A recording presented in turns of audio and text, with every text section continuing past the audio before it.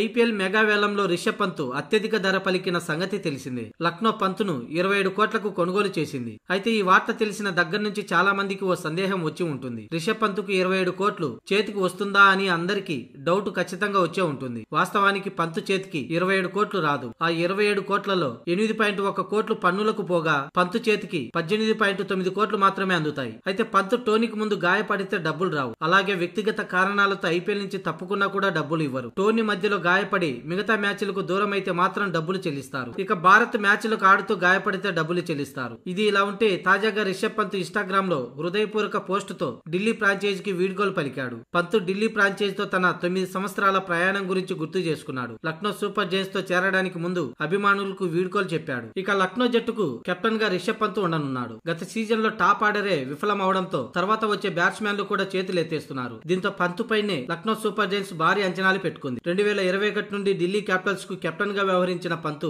43 మ్యాచ్లలో జట్టును నడిపించాడు. 54.65 success rate తో 23 విజయాలు సాధించాడు.